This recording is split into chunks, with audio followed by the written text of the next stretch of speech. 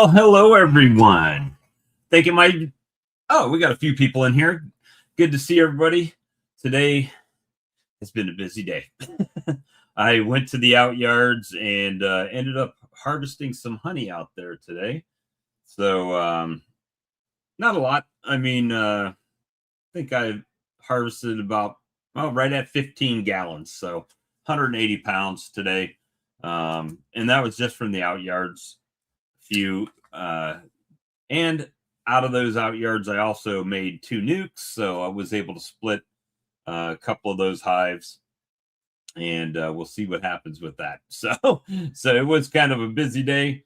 As you know, whatever I harvest during the day, I have to extract and spin out the same day, due to fear of the hive beetle. I didn't see many hive beetles, but one of the frames that I did pull back had a few beetles on it, so went ahead and spun that out and got it bucketed up, and now it's just settling to let the stuff rise. I have my extractor tilted up on one side, so it was pretty thick honey. It was not an excessively warm day today. Looked like low moisture content. It was thick. So just letting it run to one side where I can spin that out. I'll tell you how thick it was. I've got a 30 frame extractor, and I was able to, it's not a good thing, but I was, essentially what happens is, as the extractor's spinning, if the honey level gets too high, where the bottom of the basket, at least on my license, if the bottom of the basket starts hitting the honey, it will, basically not disengage, but it acts kind of wonky, right? when it hits something. So I'd have to stop it and wait for the honey to drain, because I actually have the gate open. It's just it was draining real slow, so it was not coming out very quickly, which allowed it to build up in the bottom faster than it was coming out of the port there. So I had to stop it a few times to let that catch up. But hey, an extra 180 pounds of honey for the first harvest, and that was only 3 mediums and 3 deeps. Is that right? Yeah, 3 mediums, 3 deeps is what it ended up being. So not bad at all. Not bad at all. Hopefully there's a lot more to come. I really didn't pull any off of any of the hives here. So that's just what I saw in the out yard today that I could grab.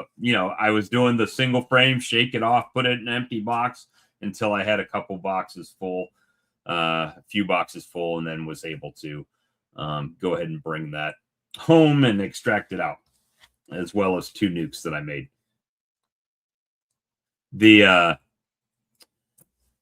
So Brad has his meeting tonight, so he will not be joining us unless we're on, later than normal.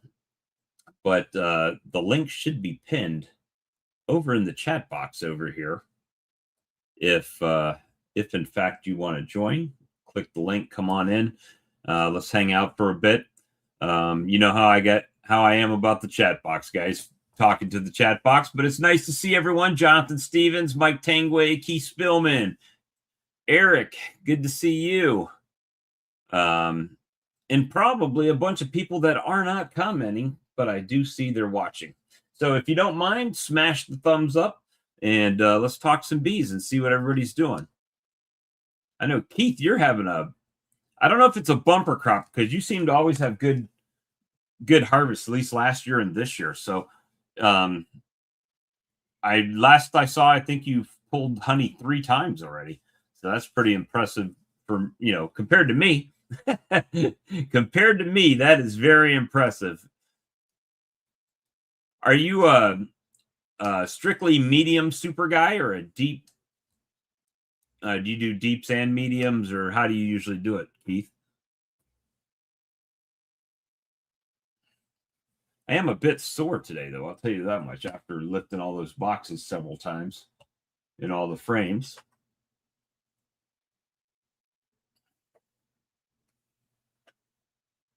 My cat's chilling out over here. Let's see.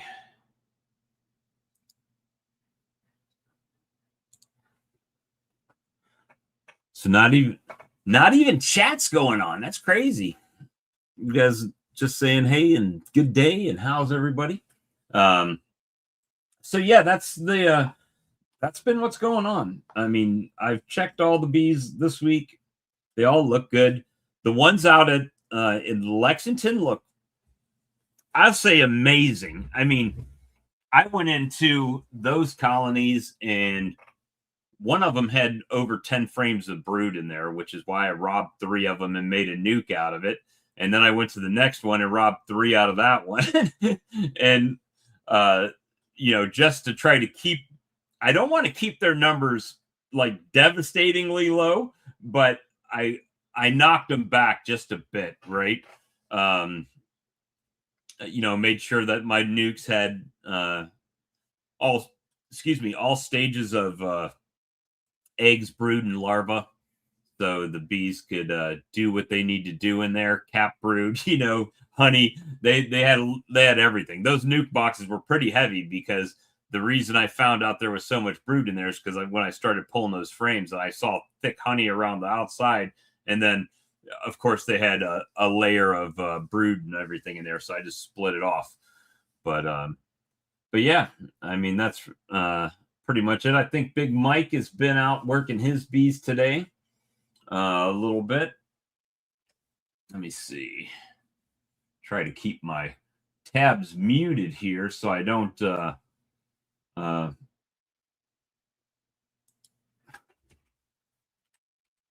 me see. Brad just asked me, was I extracting?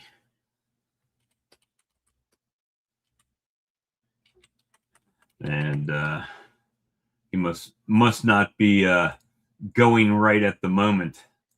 Let's see. Ah, Charlie, long time no see. How you doing? Good. Good. You feeling all right? Everything somewhat. I don't know. I've been tired here lately. Sounds like me. I just feel old when I got to start lifting all those boxes, start pulling some honey.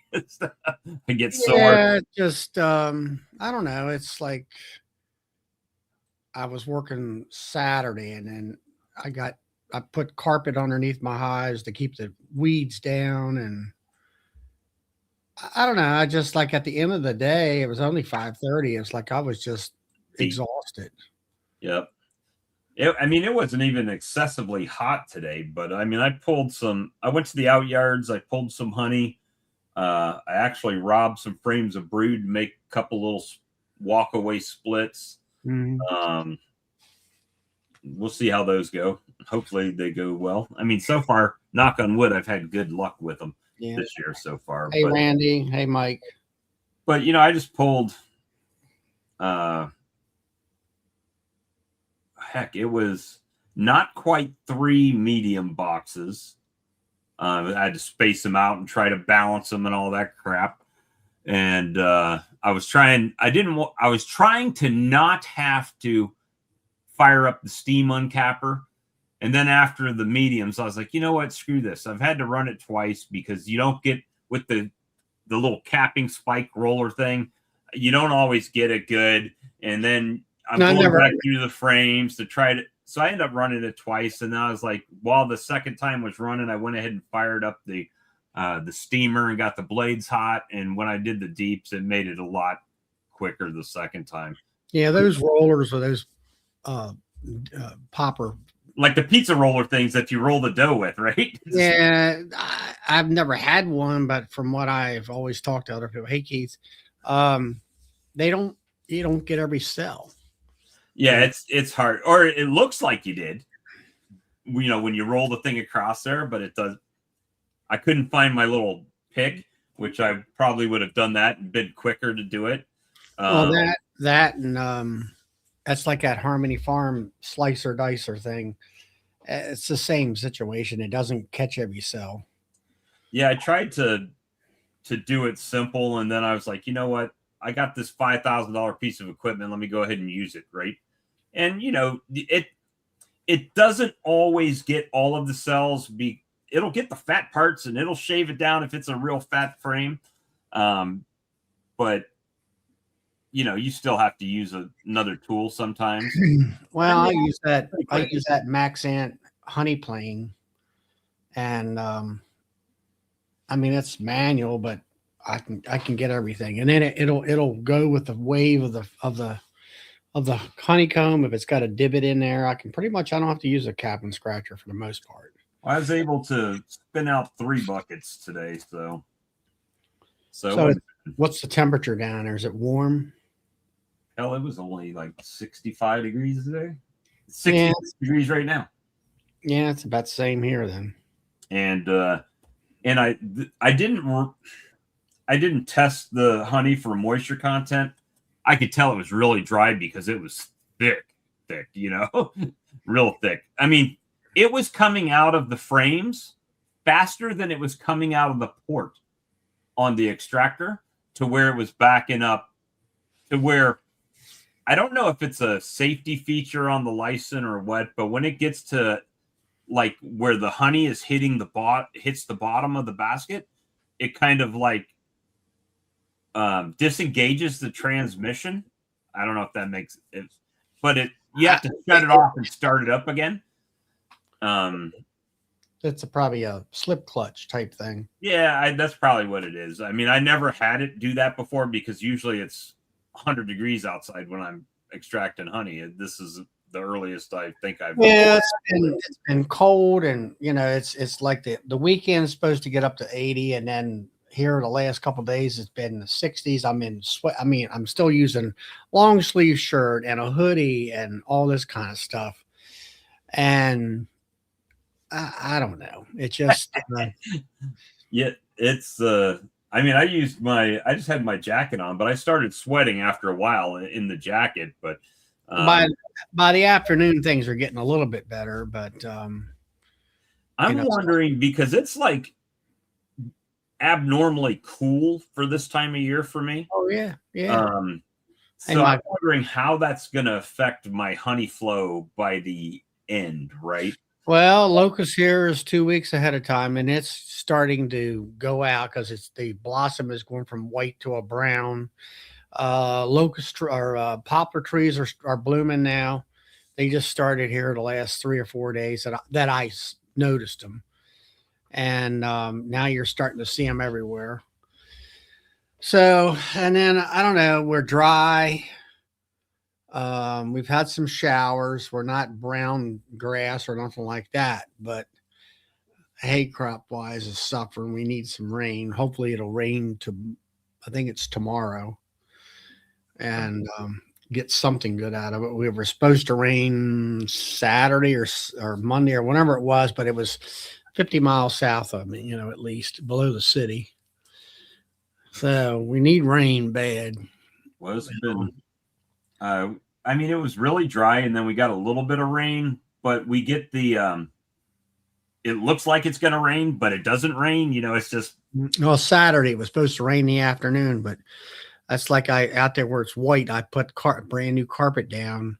I did that Saturday. It said it was going to rain in an hour. I said, well, let's get out there before my forklift sinks in the ground. And I got the whole thing done, and never did rain. Went around. So did you have to lift the hive stand up and put it under it that way? Yeah, well, that's what I did. I took the forklift out. Each stand's got 2 hives. So I raised the hives up, and they're, ratcheted, strapped down, backed them up out of the way, took a weed eater and cut all the grass down, and then took up the blocking that are those, what do you call them, cap blocks that are like 3 inches by 6 inches and 8, or let's say a foot long or whatever. Right. And put the carpet down and then put the blocking on top of it and trying to get it right exactly where the original space was. And then put the hives back down and then level them with some new wood. All right. I think everybody got the message that they can sting the like button. I'll take that down. So I got all that done, and it's nice. I went out there and mowed the grass Oh, I guess it was yesterday evening, and it was, I don't have to, I won't have to weed eat that area for the next 4 years, and so it worked out well. Well, that's And I grafted queens yesterday, so we'll see how that. I will find out Saturday whether I did any good. It was pretty tough trying to find something to graft that was at the right age, or at least at what I thought it was supposed to be at the right age. Everything was usually too old. yeah, that's the you know, Um, um, like with the nukes that I had today. There were so many bees in those colonies.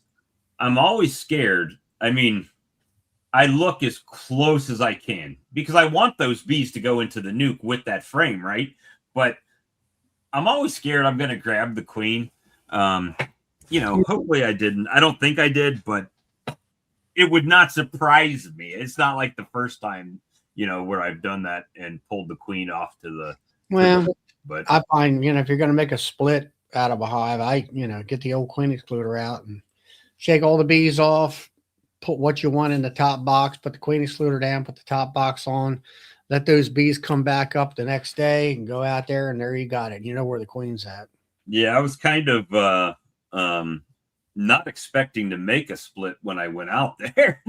I just had. I mean, I I had have about made like those nukes right there. Those first couple of those I made off of that purple yellow hive there.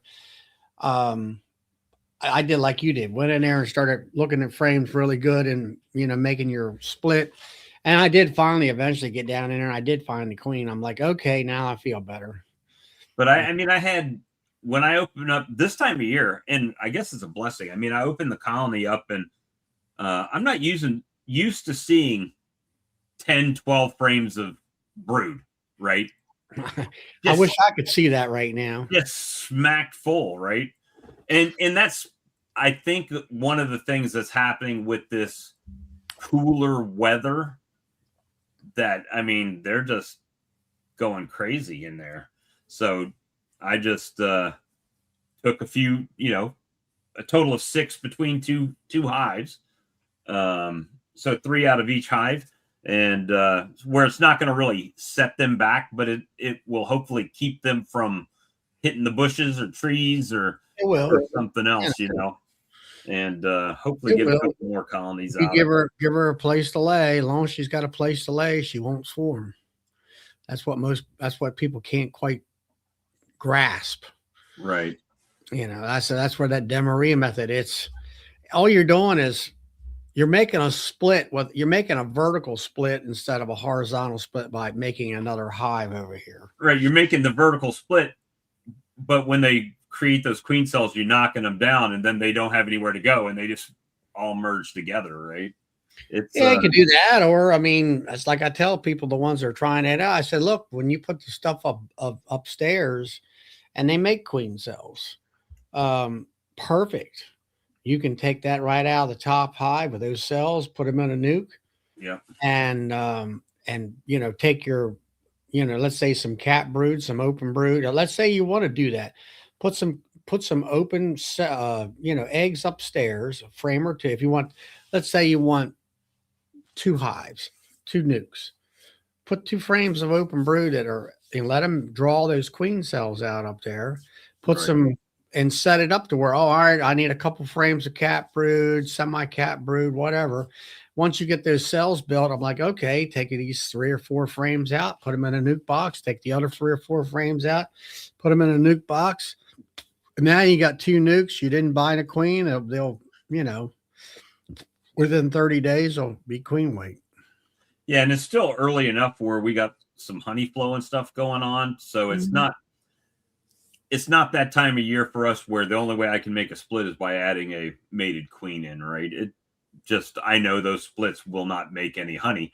Those are my next spring splits, right? Those are my next spring colonies that I'm splitting into. Well, I took and bought some queens, and I've had a couple of them go down on me already, and I'm like, I'm irritated that you're wasting this. You did that job. You wasted the damn money. And it's like, shoot, what's the sense? If you're gonna do that, Charlie, I think it's just as good to go to that queen breeder and say, just give me, you know, give me 20 queen cells, and just let them hatch in there. Once she's hatched, they accept her and, let her mate and come Yeah, back. that's At what least then you only got $5 invested or something like that, right? yeah, well, that's what I'm saying. I got that cell builder out there, and let's say I got 30 cups in there. Let's say I get 15, whatever, 15, 20 accepted, because I don't think it's what I grafted wasn't all that great. But anyway, um, set up some, uh, what do you call it, mating boxes and hopefully get them, to where the bees will stay there Right. and drop, and I'm going to put the ink, I'm going to pull the cells out instead of me. I was trying to do virgin queens last year. That didn't work. So I could never get most of them accepted.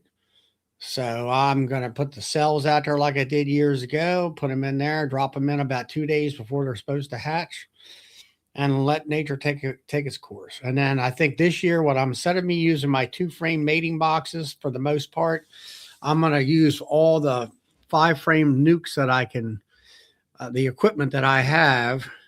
And I'll start out with 2, maybe 3 frames of brood or whatever, brood and food. Right. Get that started, put the cell in, get her mated, come back, let her build up for 3 weeks, a month.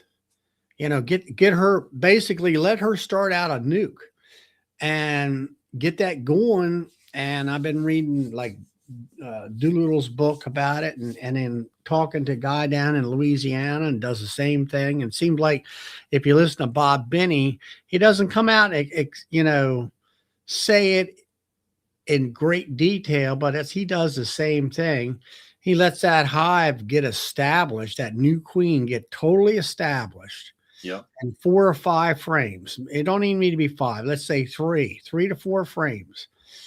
And you can go down to the other hive, pull that queen out, pinch her if she's old, put those 3 to 4 frames or that whole 5-frame nuke, just drop it in there.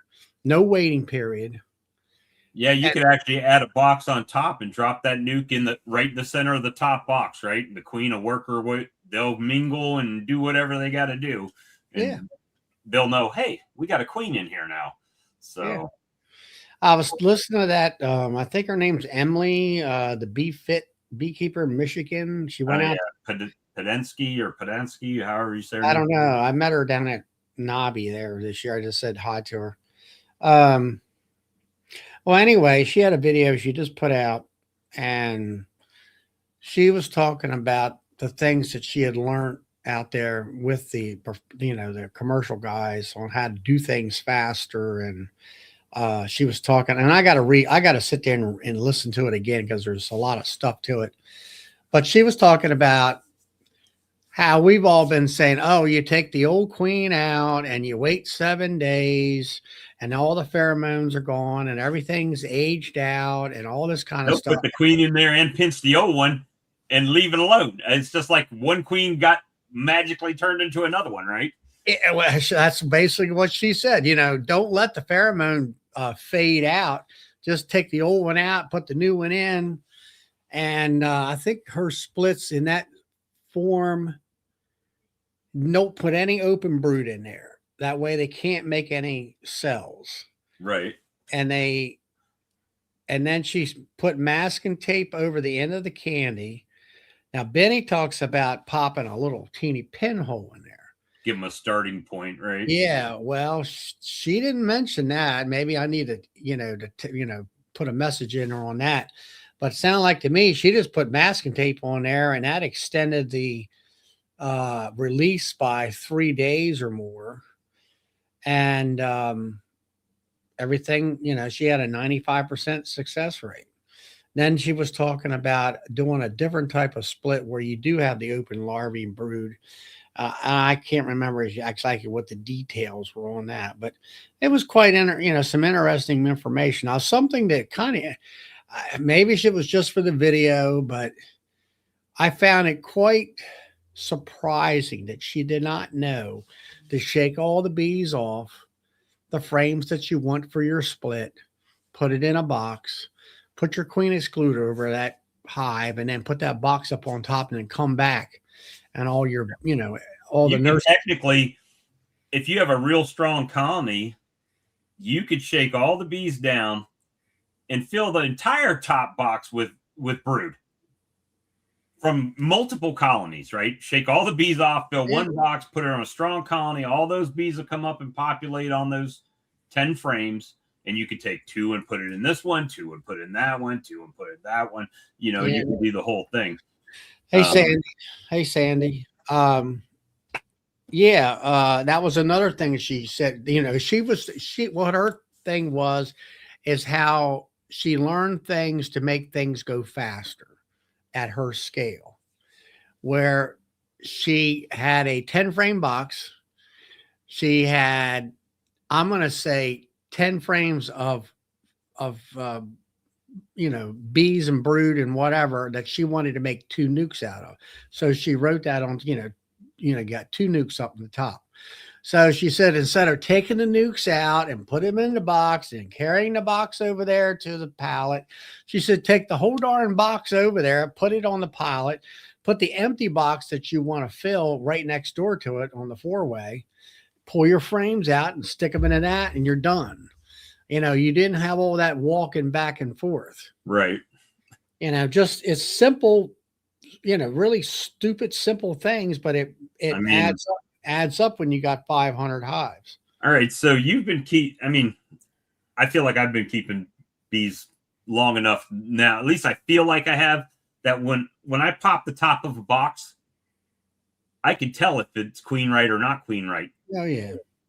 I mean, when you pop it, they're either looking good or they're dwindling. And if they're dwindling, if they're slow, they don't look like the other ones. That's the hive that I need to deep dive in. If I pop one off and it looks full, if it needs room, I put a box on it, right? I'm not going through frame by frame to see what's going on. Yeah. Hey, Eddie.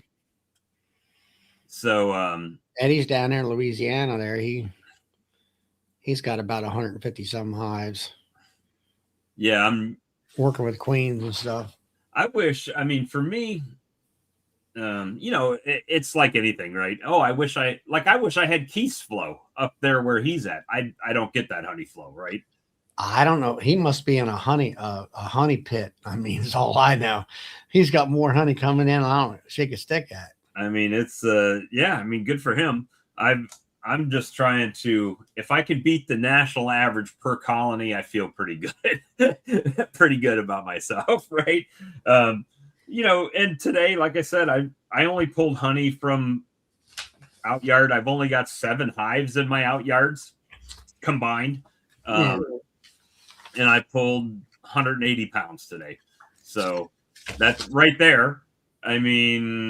What's that? 180 divided by 7. I don't have my calculator. Let's see. Somebody's got it going. And that's, 180 divided by 7 colonies, 25 pounds. And to be honest with you, not all of those hives were able to get anything out of, right? There was a couple strong ones out of each yard that they got pulled from. So it's not crazy, but I still have time, right? Still have months to go here. So, hey, Brian, what's the national average? I think 50 pounds. 50 pounds, 50 or 55 pounds, something like that. Something like that. So if I hit in that range, I'll be happy. Now I've got my mean colonies that are loaded. I just don't want to do like I did today and tear them all down to nothing. Literally went through box by box by box to pull frames of honey out to give the queen room. And probably I would say 90 to 95% of the honey that I pulled today, I'm talking about the frames, were capped all the way closed off, right? Yeah, I don't have that at all. I think the biggest problem I've had, it's been cold. All of April was just downright cold. It's like the people talking about queens. I said all of April it was still getting into the 30s and 40s at night. And I've been down that road a long time ago. You try to Right. graft like that, shoot, it gets cold like that, forget it. You know. Yeah, I mean that's kind of where I'm trying to do some splits if I have the resources in a colony. Well, Uh, like I say, just put pull a it out. pull a frame of eggs up there and put it above a queen excluder and above a honey super Right. and let them nurse bees come up there and voila, you got your queen cells. Yeah, I would have done that. Other than that yard is 30 miles from me, right? So it would have to, go back and all that other stuff. Well, you got to figure what one thing. You got to, if you put that frame up there, it's going to take 6 days for them to do a cap queen cell. Yeah, I guess I could have just came back next week and pulled it all out, right? Yeah. Yeah. So Takes you a week. I grabbed it on a Monday. The cells are not ready for even for the incubator until Saturday. And then they won't hatch until the following Saturday. Hope had a good pull of honey too, his first pull. I did the Brad method. I started trying to run it through a strainer, and I'm like, you know what? I took that damn double strainer and threw it in my uncapping tank, and I just ran it straight into the bucket. I'm like, man, I ain't got time to wait for it to go go through that strainer, and it gets clogged up fast. And then I just did that, and then I'll scoop the crap off the top of it when it's Make a settling. Anybody that's got any volume, they pretty much go do a settling tank. Yeah, I'm just settling it in the buckets right now, and but I mean, it tastes good. The honey tastes good today, so that was nice. It's a little, like I said, I usually don't pull honey this early. I usually don't pull it till the end of next month, but I just pulled a little bit. Yeah, that's pretty much where I'm at. I mean, I've been adding boxes here the last couple of weeks because of the flow and all that. And I don't know. I think we need a little bit of rain just to not to beat the blossoms off, but give the trees something to suck up to make more nectar. Right. Well, And my Japanese privet, it was blooming great, and then it rained a couple days, and by the time the sun came out, a lot of those blooms were brown already. I was like, oh, well, that sucks, because that's like one of my major flows. And now I'm starting to get mimosas opening up. I don't even know if the bees mess with them too much, but yeah, we don't have that around here. Like we talked that one other time, but I don't know. My biggest complaint is I've been trying my best to make all my production hives equal, I guess you'd call it, in strength and everything. And I did grafts last year of my own bees. And yeah, they got some 2025 queens, but they're no pedigree, that's for sure. All right. And So I have a question for you. So yeah, we've talked about equalization before. As far as going through it, and you look at a colony that's really booming, and then you look at a colony that is kind of on the edge or not really doing very good. yeah. Do you think it's better? And this is going to be 100% just your opinion, so nobody in the comments get pissed off about anything. Do you think it's better to, instead of taking 3 frames of brood and putting it with a colony that's sucking ass, just go ahead and make a split and make a new colony and wait on that colony to die out? You know what I mean? No, I'd say I learned one thing about 3 years ago. It boils down to one bee in that whole damn hive, and that's the queen. You got a crappy hive, guess what? The engine of the hive is crappy. That's the queen. You need to get rid of her and put somebody else in there. And all that. I see Hope is asking Brian about creamed honey. So, I mean, that's what I've come up with. So my big thing is the way I do that demery where I make her lay as much as possible. Right. That burns her out in the first year. It burns her peak performance out of her in the first year. Yeah. So my thing is I'm trying to requeen every year.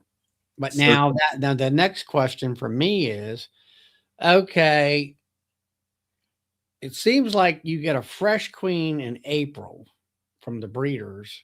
Now, I don't know whether it's because of genetics or not, but it seemed like they'll take off.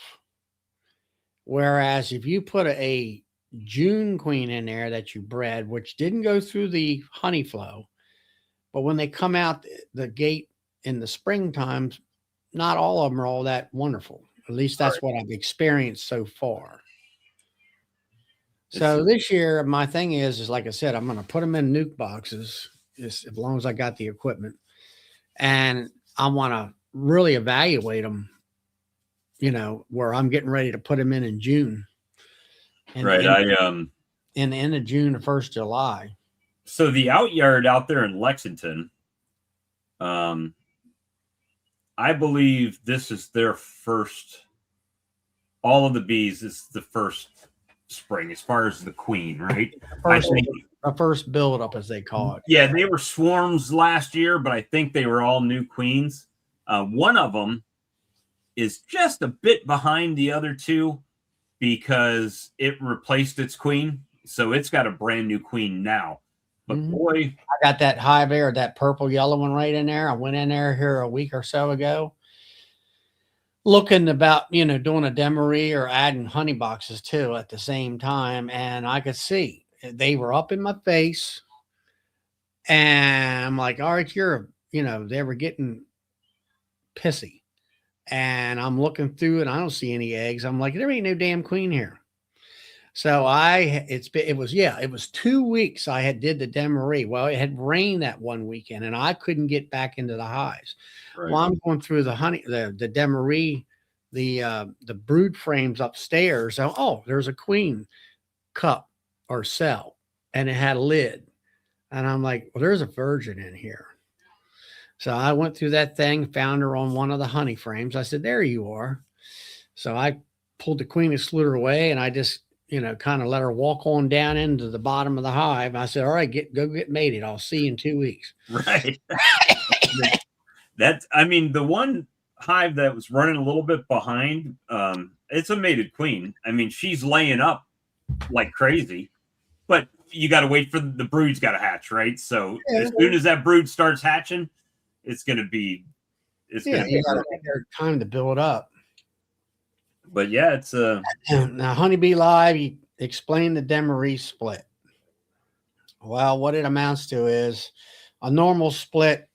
You're going to take a hive, you're going to take frames out of it, put it in a nuke box, let's say, and put a queen cell, a mated queen, something in there to start that hive. So now you got 2 hives. Well, let's say you don't want 2 hives. You just want a strong hive, but you don't want that hive to swarm. So George Demery invented this method back in 1892. So you go downstairs and I presume you're running probably double deeps. So you go downstairs, and now this is the way I do it because I like a roving. It's an easier way of doing it. I think it is. It's a little more work. I pull out all the cat brood frames, and I'm talking 95% or better. Shake all the bees off, put it in a box over here, a holding box off to the side. And then you got your other deep box sitting off on the side too. So basically take everything out of the top box. If you got cat brood, shake the bees off, put it over there in the holding box. Take everything else and fill that bottom box up with the open brood and shake all the bees out of the top box down into the bottom box. So you got it all that done. Now, sometimes I don't have space for everything. I might even call a frame out. Maybe it's a crappy frame or a frame that's filled with honey or nectar, as long as they got everything downstairs. Put a queen excluder on, put a honey super on, and then put the original deep up on top, and then take everything that you pulled out of that deep off that's in that holding box off to the side and put it in on top. So now there's no bees in them frames, or at least it shouldn't be, or very little. So then over the next day or so, those nurse bees will come up through the queen excluder, come up through the honey super, and they will cover up all that brood to keep it warm so it'll hatch. You need to go back in 5 to 6 days and check that top box to see that there's any rogue queen cells that they made. If you find the queen cells, you can either utilize them like we've been talking, or take your hive tool and scratch them off. So and then in the meantime, in another week or two, within that week, sometimes maybe 2 weeks at the most, all that brood upstairs, if it's older cat brood, will hatch out. So now the bees are all in the hive. They've never left, that are brand new bees. And the queen downstairs, usually I'm filling those spots up with open comb. So she's got a place to lay. As long as she can lay, she won't swarm. With the extra worker bees, now your honey production will increase. Let's say a third. Instead of getting 50 pounds of honey, you might get, depending on your flow and the weather, you might get 80 pounds of honey off that same hive. And if you can just do that, and then the next week or two you go back downstairs, pull more brood out of the bottom, take the empties off the top, put them down in there, so you're cycling, constantly cycling. And as your honey supers get full, then stack another honey super on, and then put your brood box back up on top, because the distance between the two brood boxes, the upstairs thinks that they're queenless, so they will try to make queen cells. Now, the upstairs can be, you can also look at it as a resource hive. You can take resources like Bob did, take 2 frames out of this one and 2 frames out of that one, or a frame, depending on how many hives. But don't overdo it, because you ruin the demery. Right. And then make up a nuke. You might put an open frame of brood up there, eggs, so they will make queen cells. Now you can pick that out of there after 6 days. They got capped queen cells. They're not ready to hatch, but it's just, you can put that in your nuke, and then they can requeen themselves because you gave them, the queen cells along with their own bees and all that stuff. Yeah, honey, be like, you have 2 deep. So that's how the deep situation works. I do 3 mediums in the wintertime. So when I come out, 2 mediums is the brood chamber for me. The top medium is usually the feed through the winter, and then I shake all the bees out of that. And then I put a queen excluder down, and then I put a honey super on, and then I move all that, like I say, cat brood upstairs to that top medium. I found when I run a deep and a medium, I have such a hard time getting the queen to come out of the medium. Like even if I shake her back down to the deep, I'll come back next time. She'll be back in the medium. Well, did you put a queen excluder in? Yeah, I didn't put an excluder. So what I ended up doing is I ended up putting the medium on the bottom with the deep on top of it. And now when they come up, I guess the medium on the bottom could actually act as like a slatted rack a little bit, but I just flipped them around to try to get her to. You can do that. I asked a friend of mine that in our club, how he does that setup, and I said, "How do you work that setup? I don't understand that." And he can put the medium on the bottom. And then let's say they got brood, let's say the honey flow is over with, spammer. And he will put a queen excluder and then put the medium back upstairs. And let's say it's got brood in it. Well, the brood would hatch out. Of course, the queen is downstairs. And then you're going towards fall, and they will backfill that medium with honey and pack it full. And just leave it on there for the winter. And then once I said, well, what do you do about the queen excluder? He says, well, get in there at about like late October.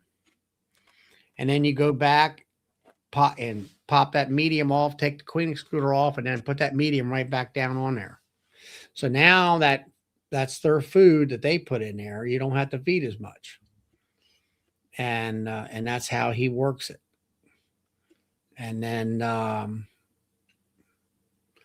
another thing he done was if the queen is, let's say you're coming through the spring, you got deep, then a medium, and then of course she's laying up in the medium.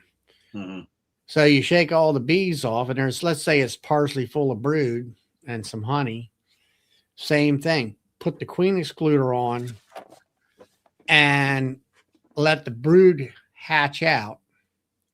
They will fill that super up with honey at the flow, and then you keep putting your honey supers above that.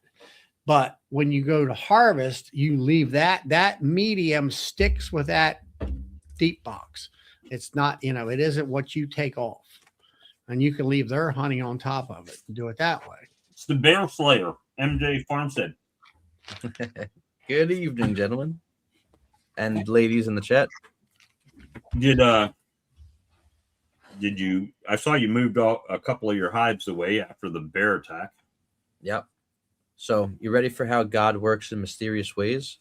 Mm-hmm. The swarm I caught in my yard the other day, I found the queen, caged her, because I had a suspicion that they had swarmed back to the mother colony and there was a second swarm, right? Like I guess they practiced and came back, whatever it was. So I saw the queen, caged her for 2 days, went in today to see how they were drawing it up. She was dancing on a pole. Well, hold on, check this out. I moved one frame, right? Move the second frame, starting to get drawn pretty nicely. Third frame in, drawn pretty nicely. There's a queen on there. And I go, did they get her out of the cage somehow? Go look at my cage. She's still in there. So it was a double queen swarm. So I think the old queen swarmed back, and the one that I saw was a virgin, and I caught her. And I guess when they swarmed that second time, they didn't like the first box, whatever it was. Right. But yeah, they stuck around, and there was 2 queens in there. Yeah, now you just don't know which one's the old queen and which one's the younger queen, right? But at this point, you lost a couple hives. You could split it, and now you have a queen for that situation, right? Well, what I did is I had that nuke that came back from my second yard, and it was queenless. So I took that queen cage, I put it in there. They all came up on it, started fanning, and they've been queenless now for 2 days, right? I just opened it up. She walked out. Everyone was looking at her, and then she walked down, and I'm like, all right, see you later. I'll see you in a few days, see if you start laying. Well, hopefully you don't see her on the bottom of a bee drug pushed out to other regions. Well, I figure it was worth a shot. Yeah, I did a shaker box one time, and I found the mother queen and 3 daughters in the same hive. That's cool. I've had 2 in one hive before. That's when you buy those queen clips. You buy them by the dozen. And you know what? I've done that.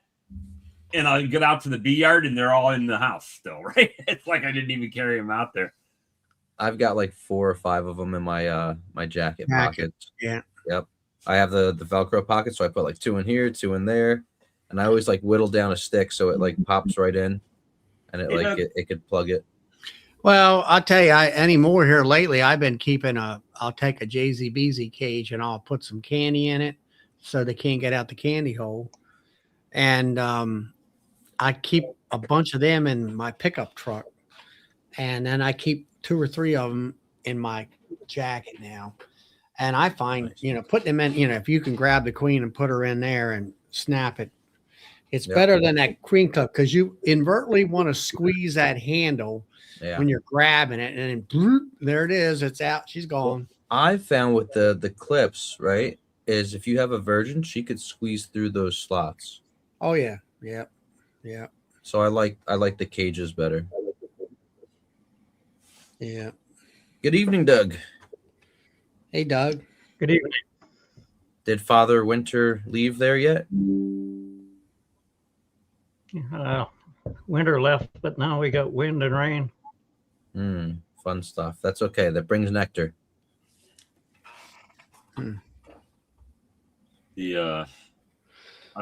I spun out a little bit of honey today, a couple 100 pounds, so that'll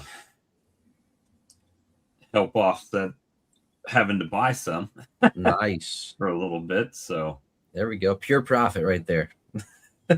I wish I could say it was pure profit, sweat equity in that honey. That's it. The How many colonies? I just really about 4 that I actually pulled honey from today out of 7. So 3 of them weren't really Not doing much. up for the task yet. Big Treat Mike. them for mites. What's going on, Mike? Busy. How you guys doing? Also busy. Hi. Sore and tired. Sore and tired. There's Ian said he's got wind too. But yeah, it's been kind of cool and overcast here, but I went out to the out yards and they were just slammed with brood. And so I pulled 3 frames out of 2 different hives, so six frames, and made a couple nukes and brought them back in some pro nukes. And tomorrow or the next day, I'll go out there and look at them and see if I need to shake some nurse bees in from one of the other colonies, and try to make that work. So I missed out on getting a free Apame hive today. Somebody posted a curb alert. They had that and like a bunch of different frames and like whatever equipment. And it's like right near our tractor supply. So I'm like, okay, I'm just going to take a trip. I got to get feed for the chickens anyway. Nope, wasn't there. Gone. Left quickly, right? Oh, yeah. Ian says, Doug, you will be getting the 110-kilometer winds tomorrow? We had them yesterday and they're coming again tomorrow. Are your hives heavy enough where it won't blow them over? Oh, yeah. 110 click. What's that about? 80-mile-an-hour wind or something? I don't know. That's About fast, that's for 60, sure. 65. Fast enough. It's like a Category 2 hurricane or Category 1 hurricane Right? coming through. Let's see. Big Mike, what you been up to? Splitting hives. Splitting them? Well, a lot of them, they were getting big too quick, so I put 3rd box of deep frames on them. And they're packed and they're making swarm cells. So made 11 nukes today. Nice. Did you cut off the swarm cells, or you just split them out to put them in the nukes? I just split them out and put them in the nukes. That's that's what I did walkaways today too. So hopefully I didn't. If the brood dies, I'll just harvest the honey off of the frames because they were fat frames. And also I started going to like 8 or 9 frames in a deep box instead of the 10, right? Once they start drawing them out, I'll pull a frame out and put it in another box somewhere else. Just try to get them a little fatter to make it easier for the uncapper.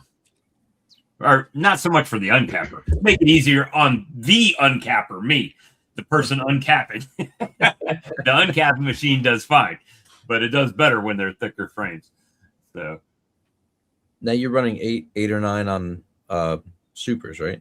Honey supers? Mm-hmm. Okay. And so I mean, it was a good day. I had ordered honey yesterday for the weekend before I knew I was going to end up pulling some honey. And usually it'll take 3-4 days, maybe get it next week type of thing. I ordered it yesterday, showed up today. It's like, oh, okay, well, that's cool. And it's on sale, which I ended up making some money on it. So, I mean, including shipping, 60 pounds of honey, 5-gallon pail, $192. That's not bad at all. Yeah, so I saved like $60 on two 5-gallon pails. So it's And then, then I spun out 3 buckets. So I've got 5 buckets now. Hey, Glade, Kathy.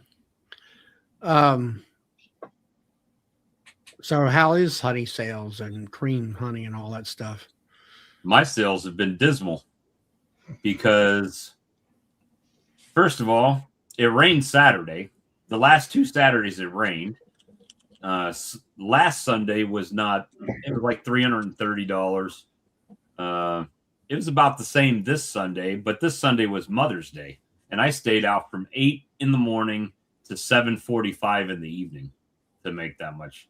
Which, I mean, it's still $300 and some dollars I didn't have. So, I mean, I'm not complaining about that. It's just, I would like to have a Saturday and Sunday because it averages out to about $1,000 for the weekend. But it's made me start to think on whether or not I want to start going to the flea market and selling at the flea market. Well, it's like here. I mean, the what do you call it? The allergy rush is kind of over with right now. Yeah. Well, and now, there's going to be every person with 1 or 2 hives is going to have some honey that they're going to be selling to their buddies and friends and everything until they run out, right? Well, but on the other hand, you have a niche where you have your creamed honeys. Yeah, it doesn't like the heat very well. Hot- When it gets Start hot, turning back. I don't like it very well at all. We'd run out of 7 kilogram and 3 kilograms, so I started up the creamer again the other day and did a couple of batches. So How No much more of last honey. year's do you still got, Doug? How much honey from last year do you still have? well, none now. I did about 1,000 pounds here last week. Nice. That pisses me off, Doug. He's like, spring's just starting up, and he's like, I just did 1,000 pounds last week, and that was like my whole crop last year. No, okay. So Doug, you got what, about 8 to 10,000 pounds? Pounds of creamed I did total? No, not cream, but just Your honey. harvest. Honey, your harvest. Oh, I don't know what it was last year. Poor years usually around 60,000 pounds, but last year was extra poor. We were probably down, I don't know, 30,000, something like that. Yeah, only 1,000. I know. That's for me, 1,000 pounds. Last year, 1,000. I felt 1,000 pounds was good based on the number of colonies I had.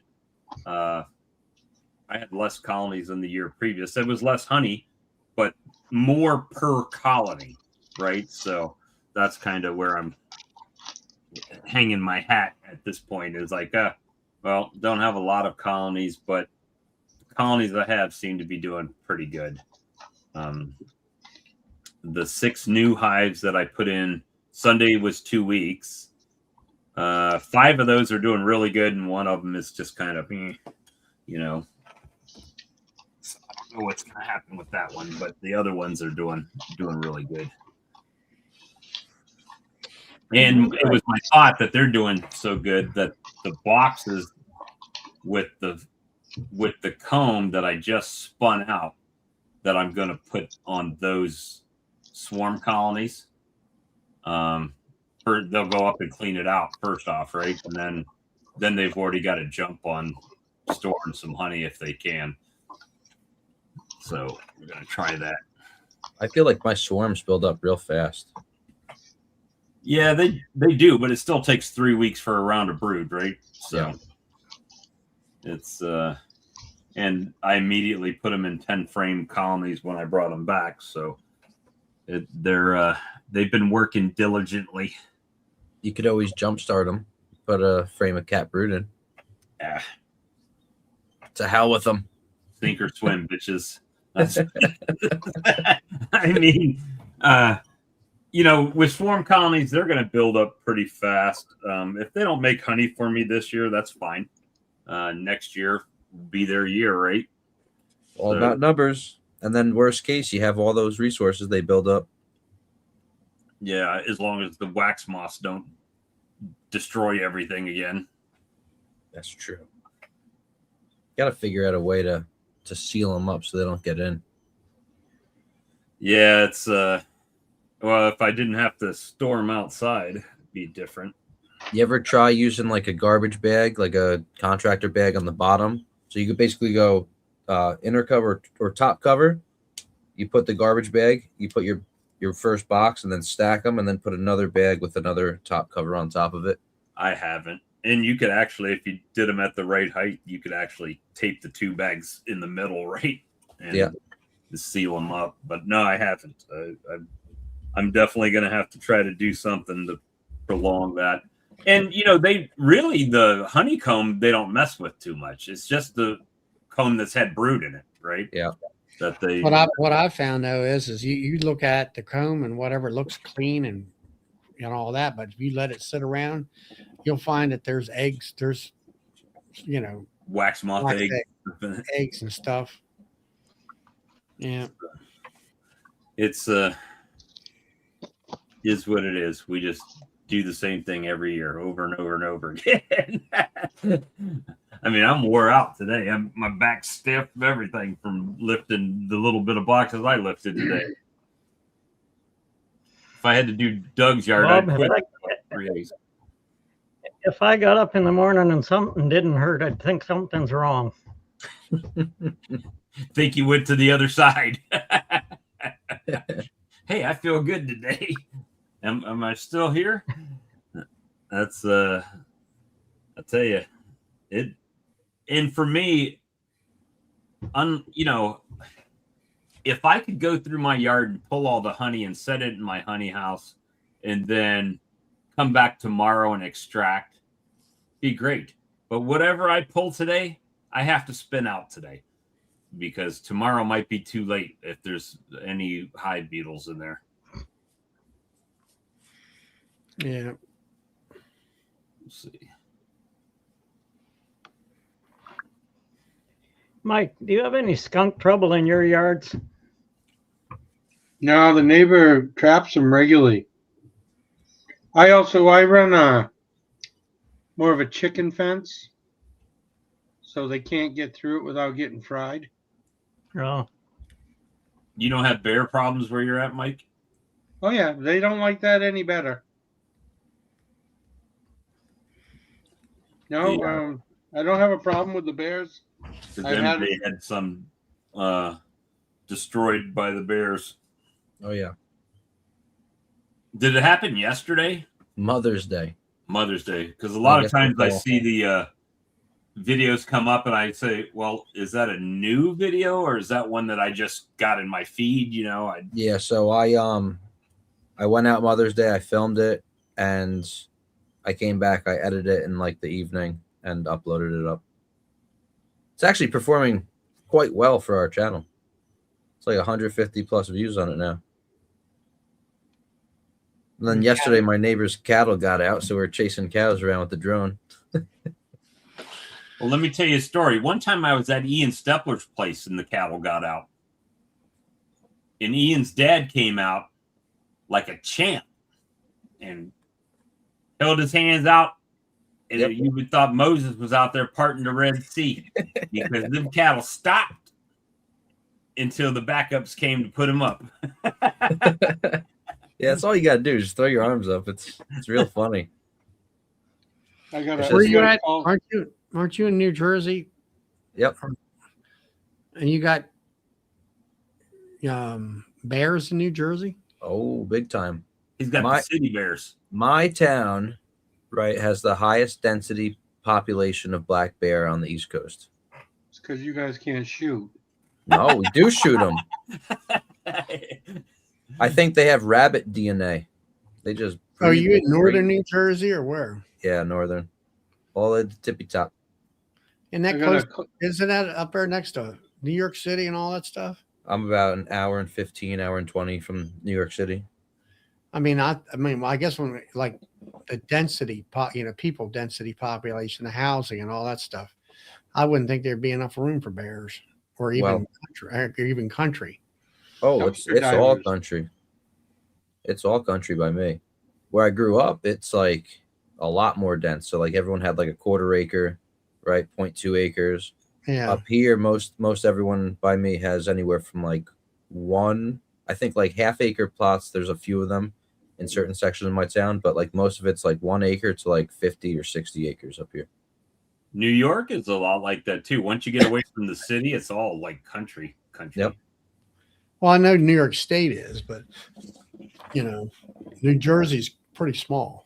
New Jersey is the Garden State, Joey. It is. That's why we got the best honey.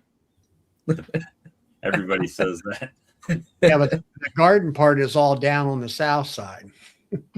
I just No. say, I got honey. That's it.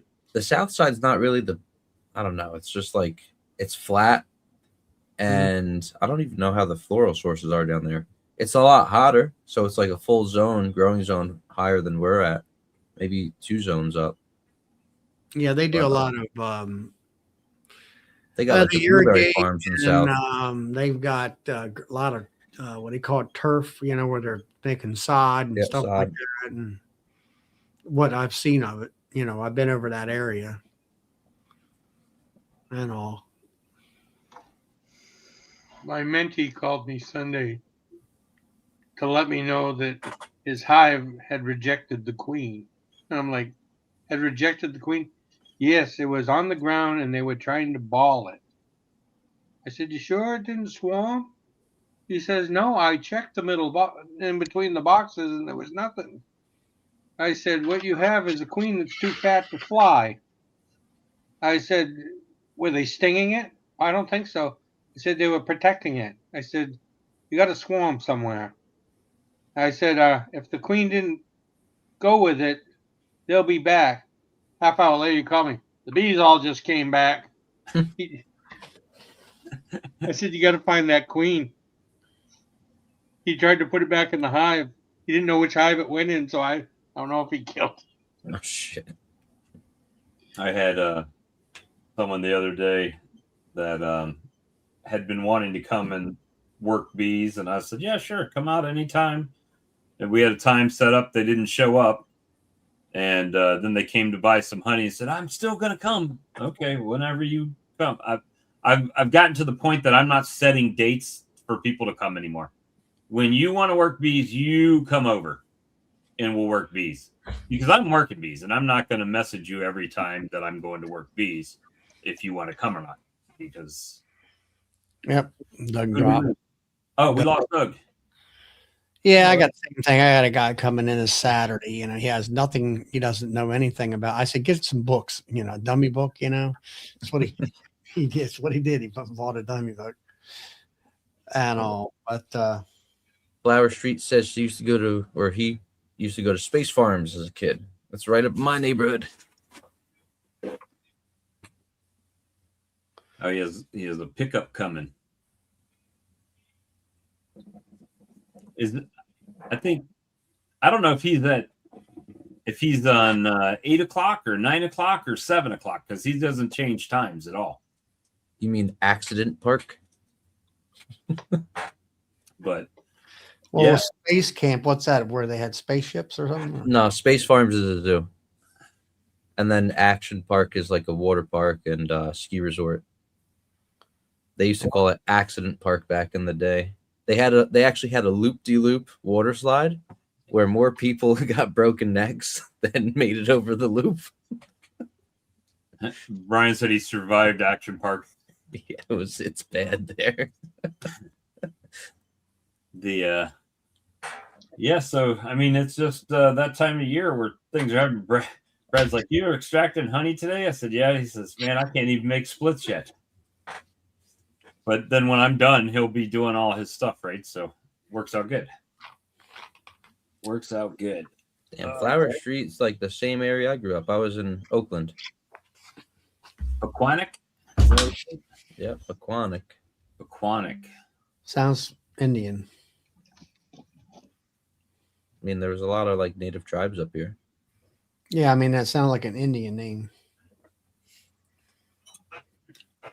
So what's on the agenda next for you guys? What's the next thing you got to do on your bee yard, Charlie?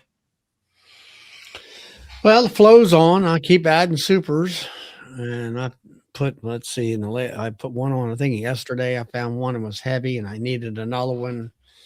And I put 9 on the week before, and I'm going to start, this queen rearing and start trying to make up mating boxes.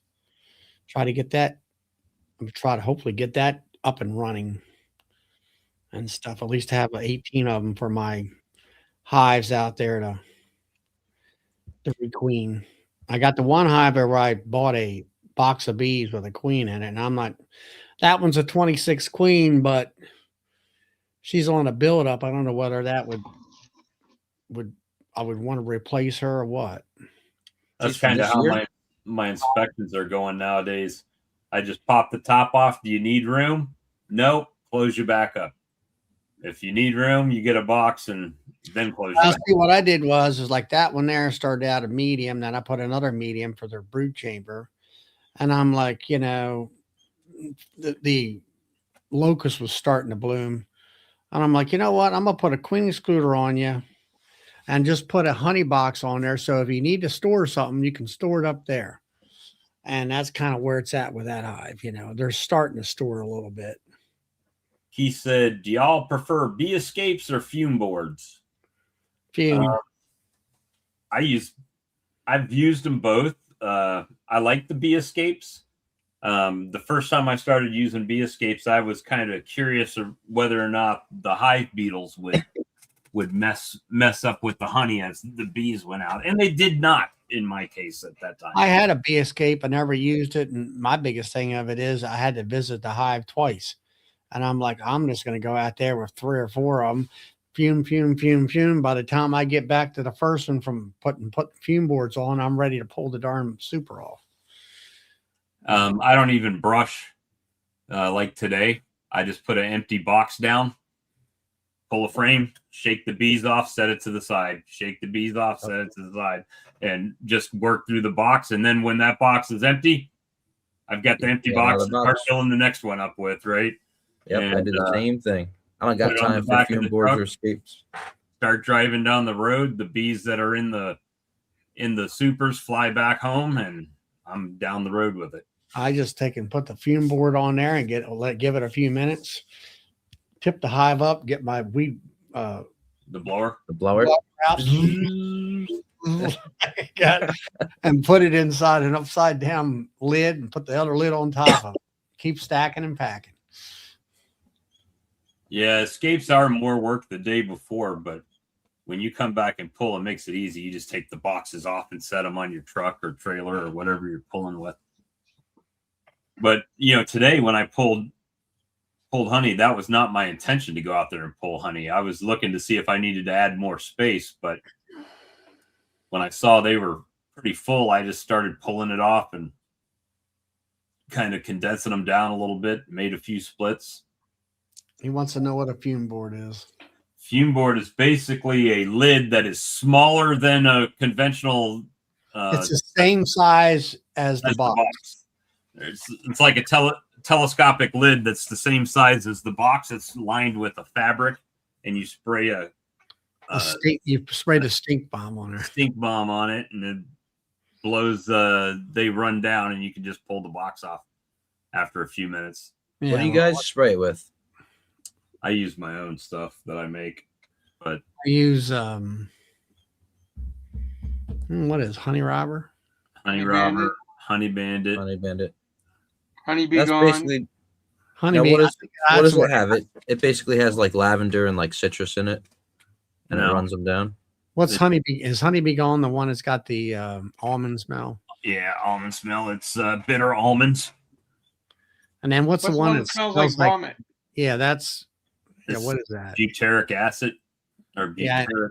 Yeah, I think it's butyric acid.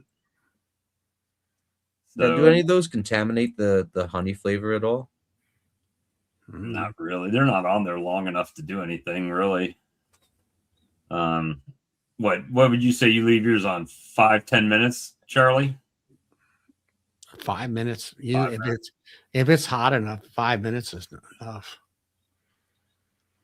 You might, 3 to 5 minutes. Don't use the puke smell one. Yeah, I don't know. I had to. Yeah, I don't try not to use that at all. I saw a post the other day. Somebody was trying to buy that stuff, whatever One Man Lake sold, and they didn't have it anymore. Or they were out of stock on it or something. They said they couldn't find it on the website. So I don't know what's going on with that. But Honestly, Mr. Ed uses Honey Bandit, and I think I use Honey Be Gone, and Honey Robber. I think is the one that smells like puke. Mm. I think. Yeah, I'll stick to shaking them. It's just one expense I don't need to do. Yeah, well, you don't have enough supers yet. Yeah, I guess. I don't know. Even if I did, I'm cheap. well, even like Ian, they all use escapes, right? They just, well, they also have the machine. They can just hook to the stack and lift it up, put the escape in, and drop it back down. So Yeah, Honey Robber is the one that's got butyric acid in there. You don't want that crap. Putric acid. Putric Yeah, acid. I got honey. I use Honey Be Gone. But I mean, it comes in a big spray bottle, and it's. I mean, you can go if you got enough hides, you'll go through it pretty quick. It's not the cheapest stuff. It was like $25 for a spray bottle or something. Yeah, it's not cheap. No, it's more than that now. Yeah, it's definitely more than that. I think the little 30, bottle might 40 be bucks. 25. Yeah, it's Man about- Lake has Be Quick. I gotcha. But I didn't yeah, get a chance to use the stuff I got from you, Bob. you should try it. Do a side by side. See if it makes any difference. It's a pain in the butt for me to bottle up, so I could use the same thing I use for my swarm lure, but I just had an idea that if I used it, the same machine that I used to bottle my swarm lure with the same thing that I used to bottle the honey, the honey rustler, then it would be what happens if that kind of carries over Falls into my in love. swarm lure, right? So it's like I just decided to try to hand fill them, and it just is a pain in the butt.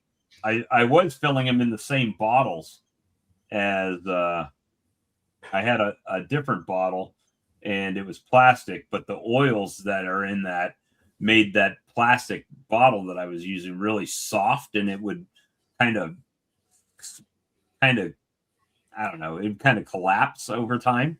So I started using glass bottles, and it was just a pain in the butt to fill. So Get a funnel.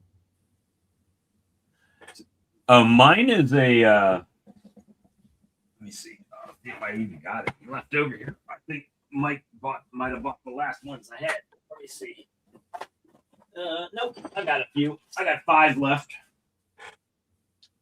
So this is mine, but this is a concentrate. So you'd put this in a spray bottle and add water to it. It's just easier to ship this than a big sprayer, right? Yep. So that was kind of the goal, is to make it cheaper on shipping. But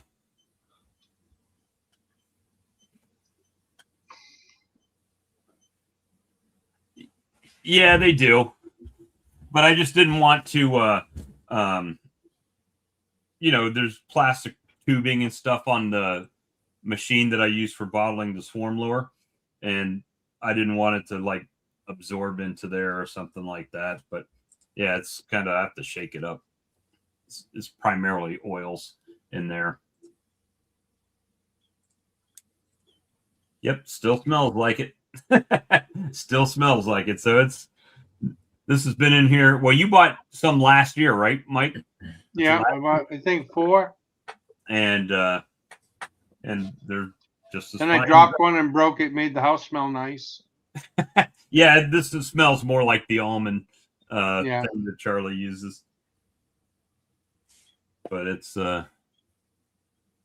yeah, it is, I think, if I didn't take it off. Let me see.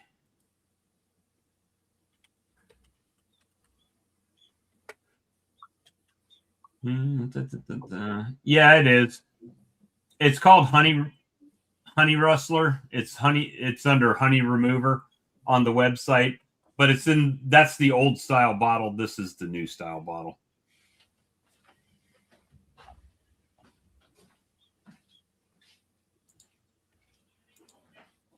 Let's see.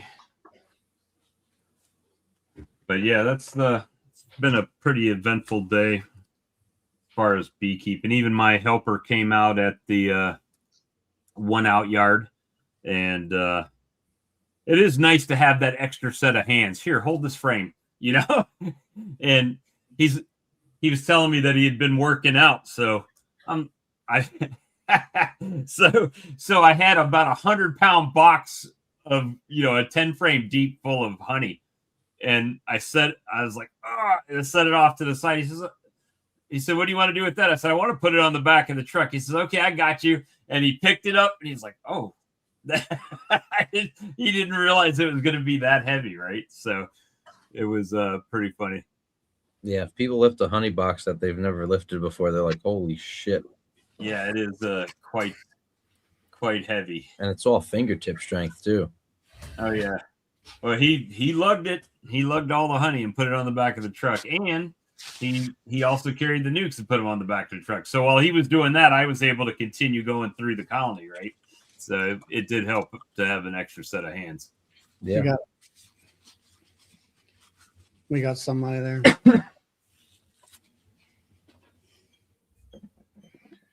Looks that way. Just being a troll. Yeah, don't drink this. It will not taste good. But I only have 5 left, and then it's probably going to go away off the website unless I decide to get crazy with it. And I haven't really pushed it because the size of the opening is pretty small. Put the stuff in. But yeah, works well. Works well. It's called a funnel. Yeah, little funnel. The problem is when you fill it up, you got to make sure you don't put more in the funnel than will go in the bottle.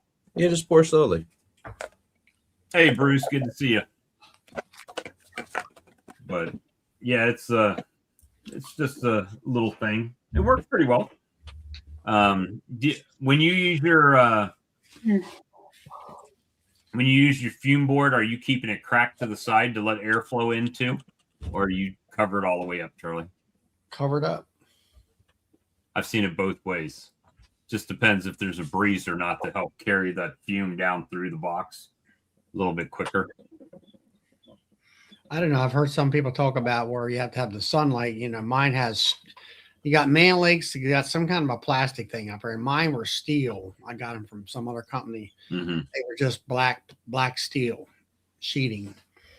Worked fine for me. Like I say, the main thing of it is leave them on there for about 3 minutes, maybe 5 at the most. And they do a good job. But like last year when I was taking the honey off, the flow had quit.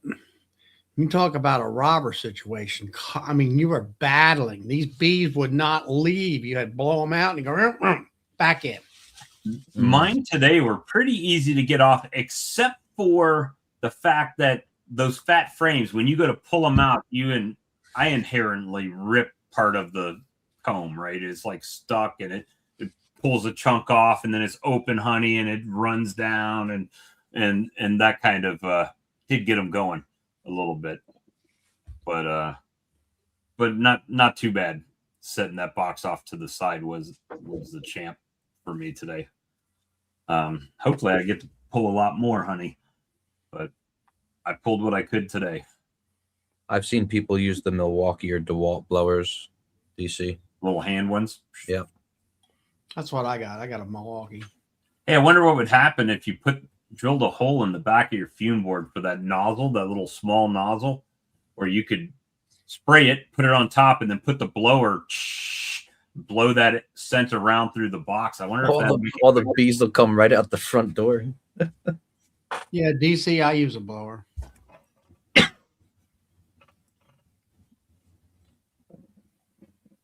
call them bees, but they hate queens. Uncle Junior. You know what? I've had that happen where a queen will come back and I can't find her. I don't see her, and she hadn't started laying yet, and she's just walking around in there. And then I come back a little bit later and I find her, or I'll find eggs or something in there. Is it harder in a drought than wet weather? Harder to make any money in a drought. I know that much. But the beekeeping in general, to me, beekeeping itself is not difficult. The difficult part is all the pests, right? Working to get rid of the pests, and actual beekeeping is not that difficult. You just got to stay ahead of them. Try to stay ahead of them, right? I saw somebody the other day post up, they were on like swarm 11 in their bee yard, and it's like, okay, Sounds like somebody don't have to keep bees. okay, I don't get 11 swarms in my bee yard all year. I might get some after I pull the honey and shake them all back down and condense them in. Sometimes I'll get a swarm. Mites and beetles, those are the bane of my existence. Mainly the beetles, not so much the mites anymore. But I even had the opportunity to rip some drone brood larvae out. They had built off of a plastic frame, and it was all drone brood, and I ripped that open. I didn't see any mites in the drone brood. Where you left your darn hive tool. Do what? That's where you left your uncapping tool. Oh, I just took the hive tool and ripped the caps off of them and drug them out. And then once I saw there was no mites, I put it down there where they were already getting on some spilled honey on the side of there, and they jumped right on that brood to get that royal jelly and everything cleaned up. So.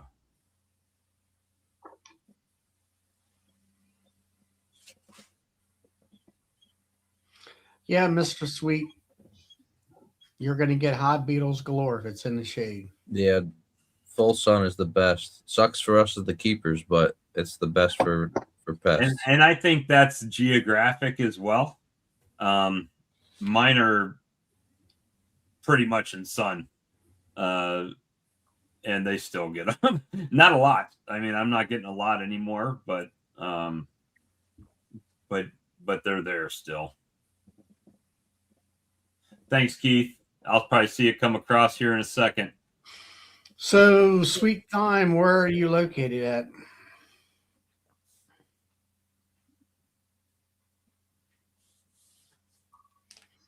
I don't know. I like I got the carpet. Of course, now I got red clay up here. I don't have sand for ground. Yeah, mine is sandy. Sandy makes it even worse. Well, I mean, again, I've been able to deal with it, but I can't. There's things I cannot do here. Like I can't do like Brad does. I can't pull off, 300 boxes of honey and set them in my honey house for a week and then come back to them. I can't even leave them in there for like 2 days. What I pull today is getting spun out today. If it takes me till midnight, it's coming out, right? The beetles will slime them up. Oh, yeah. Well, the thing is that the beetles at that point, they have nothing inhibiting them. When they're on the colony, they've got bees harassing them and running them around. But when you pull those honey boxes off, if there's beetles in there, they can do whatever they want to at that point. Yeah. Yeah, I mean, for me, I always plan if I'm pulling something, I want that honey spun out within 3 days. Hey, Keith, out of those six nukes, 5 of them are doing really good. One of them's kind of not doing so good. So I might have to add some brood or something to that. I'll just. But as far as like the beetles, I noticed as soon as my ground covering rotted out, my beetle population, the sighting of beetles started going up. And now I got the new carpet down. and hopefully that'll deter that. Mm. What kind of ground cover did you have? It's like the Carpet. landscape fabric? No, carpet. Carpet. Okay. I get these carpet layers in here. What do you know with that carpet? And all the time I take it to the dump. I said, put it right over here. Then you get Nice. a sheet like I did. I had a sheet that was, I needed 4 foot wide, Yep. about 4.5 foot. That's a foot or so out the front of the hive and a foot out the back of the hive. Okay. And I had 8 foot by 10 foot pieces. So I took 2 of them and ripped them right down the middle with a knife. And then I needed a 5th piece. I had a 10 by 10 square, basically, a little bit over 10 by 6, like 10 foot 6. And I'm like, I'll cut a 4 foot strip off of it because I definitely needed that. And then it left me with, I think, 6 feet.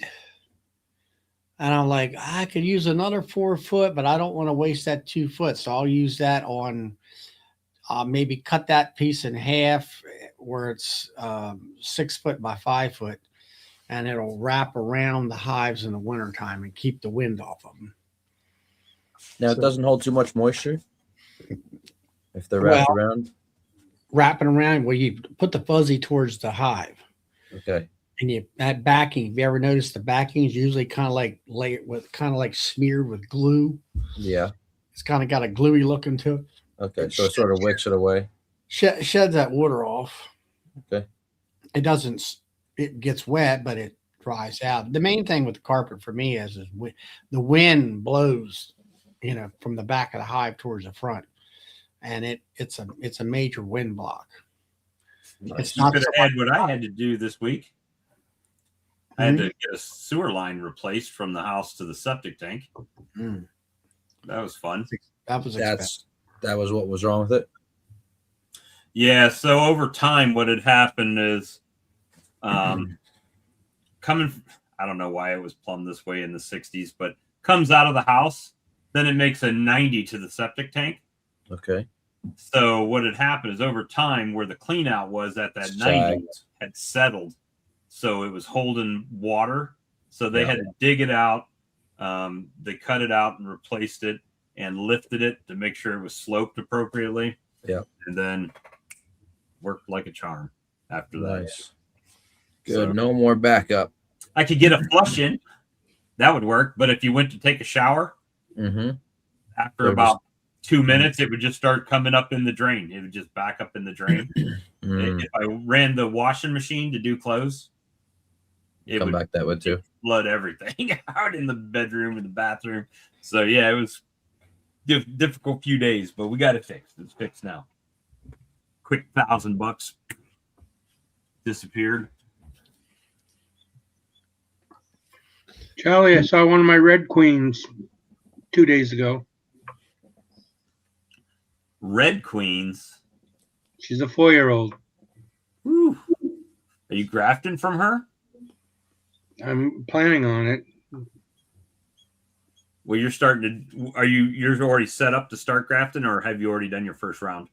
I've pulled all the brood for my cell builders. I have to go collect it and then give it a few days. Well, that'll be good. And I think Thursday or Friday I'll go up and see Troy. He's got a red breeder queen from me, an AI inseminated one. 4-year-old breeder queen? Yeah. So you should be able to get a couple good rounds out of her. I grafted last year from her. That's on it. Hopefully you got it at a discount because that's on the last leg breeder queen. Yeah. I've been slack on even marking my queens this year. I need to go through and mark them. I just once I find are yours yellow? Mine are all dark with dark bees. They're hard to find. Last year I pretty much replaced everything last year, and then I've got some new colonies this year. So it's they're either last year's or this year's queens. I should just pick a fluorescent color and just mark them all with a fluorescent marker, and that way just see the queen. You know, it makes it a definitely easier to not rob her and put her in a split when you can see that dot glowing in your face. Yeah, I'm finding it's easier just to shake the bees off and put the queen excluder on. Only takes a couple hours. Yeah, if you do it at the very beginning, like the first thing you do when you go to the bee yard, by the time you're ready to leave, they're all populated again, right? Yeah, sometimes. I did one today and had to run home and get some more equipment. When I came back, I took all the brood and stuff for the nukes I was making. I might do that tomorrow. I might go out to one of my strong colonies and set those the nuke frames into a deep box over a queen excluder on one of the strong colonies. See if I could pull some more population up there and then just split them up again. See how that works. I don't know. That's one thing I started it last year, and my confidence, I'll say, has gotten much better. Where I find a queen on the frame, I take that frame over and lay it down on my bench, or especially like a lid or something like that. I just reach right down there and hold her in place, and just doop. Dot her up a little bit and let her walk on. I got rid of the marking cage thing and all that stuff. Well, the queen guillotine, I stopped using that thing after year one, after I sliced the head off of a newly marked queen. Oh, the one-handed queen catcher? Yeah. I marked her and I was releasing her. I was pulling back the thing and she went down and turned right around and got her head stuck right in that hole. I was like, it was a Chinese one, so sometimes it would stick. So I popped it and up with her head, and she was dead. So I stopped using that thing, and then I just got to where I could grab them by the grab them with my fingers and do it. And then my bee started getting pissy. So then it was like, how many stings do I want to take? All of them. Man, all the things. I'll tell you what, I went into one of those colonies and in all fairness, I was decimating their colony, right? I was pulling it apart, taking frames, stealing honey, everything at one time, shocking this colony. And boy, I got down to that hive stand and I'm sure it may have something to do with how tall you are, but I've got my hive stand there and I get down to the bottom box. And man, it's like they all just right to my crotch. I mean, they were stinging the inside of my leg, and I'm cussing. And my buddies out there, hey man, I'm sorry about the language, but look, they're just like swarmed to my testicles. I mean, it's like it was terrible. But that was the only hive that did that. You ever try to use that new thing out with a little rubber band across it? One of them things. I would find a way to squash her. That's what I call. Oh, where you with like the U where you pin her down? Yeah, I've seen them. Somebody gave me one, and I'm looking at them. Yeah, okay. Whatever. I gave up on marking queens. I do have some general genetics, but I mean, this hive was 3 deeps and 2 mediums, and they were slam full of bees. And I just started taking boxes, taking frames, making splits. I mean, there was bees flying everywhere out of that hive. And you smoke them? No. Smoke them. I don't know how to forget the smoker. You know what? I agree that maybe it helps. Okay, however, so I have plenty of nice seen genetics. Pickup trucks burnt down. I've seen yards on fire. I've seen somebody burn their whole commercial apiary down with a smoker. So It's like, well, you get a stick, you get a nice fat stick, and you whittle it down so it fits inside the tip of the smoker, right? When you're done smoking, you put it on top of a hive and you plug it, and you wait like 20 minutes. As you're cleaning up, you go back and you get your smoker, and it's out. I mean, I use it sometimes, but it's like if I don't have it, it's My not. biggest problem is trying to light it and keep it lit.